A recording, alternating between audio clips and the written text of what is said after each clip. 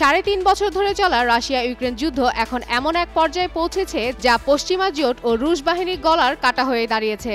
যুদ্ধ থামার পরিবর্তে আকাশে মিসাইল, স্থলে ড্রোন আর কূটনীতিতে তথ্যযুদ্ধ আরও তীব্র আকার ধারণ করছে। ডানপাস ও খার্কিভ অঞ্চলে সংঘর্ষ বেড়েই চলছে। সম্প্রতি কয়েকদিনে রাশিয়ার হামলায় ইউক্রেনের বিদ্যুৎ কেন্দ্র, সামরিক ঘাঁটি ও সরবরাহ লাইন ব্যাপক হারে ক্ষতিগ্রস্ত হয়েছে। যদিও পাল্টা প্রতিরোধে কিয়েভও সীমান্তে ড্রোন হামলার জোরদার করছে, কিন্তু বাস্তবে দীর্ঘায়িত হচ্ছে যুদ্ধ আর মানবিক বিপর্যয় বাড়ছে প্রতিনিয়ত। বিশ্ব রাজনীতি উত্তাপ এখন এই সংঘাতকে কেন্দ্র করেই ঘুরপাক খাচ্ছে।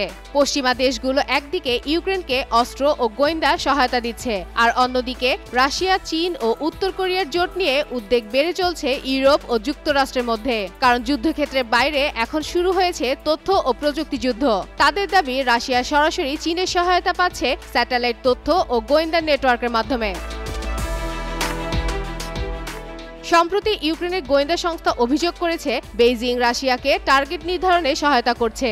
ইউক্রেনের মতে এই তথ্যের ওপর ভিত্তি করেই রাশিয়া নির্ভুলভাবে হামলা চালাচ্ছে। তবে ক্রেমলিন এমন অভিযোগ সম্পূর্ণ ভিত্তিহীন বলে প্রত্যাখ্যান করেছে। রুশ প্রেসিডেন্ট ভ্লাদিমির পুতিনের মুখপাত্র দিমিত্রি পেসকভ বলেন, রাশিয়ার নিজস্ব মহাকাশ ও গোয়েন্দা সক্ষমতা আছে। এই যুদ্ধ পরিচালনায় অন্য কারো সহায়তা প্রয়োজন নেই বলে জানান তিনি।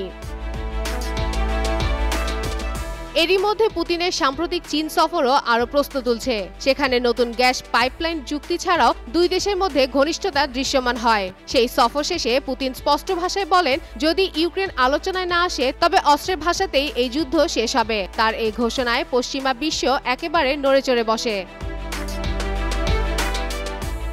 এমন বাস্তবতায় ইউক্রেন যুদ্ধ এখন শুধু দুই দেশের মধ্যেই সীমাবদ্ধ নয়, বরং এটি ধীরে ধীরে পরিণত হচ্ছে এক বৈশ্বিক শক্তির পরীক্ষাগারে, যেখানে তথ্য, কূটনীতি ও মিত্রতার জটিলতার খেলাই নির্ধারণ করবে এই সংঘাতে কে জিতবে আর কে হারবে।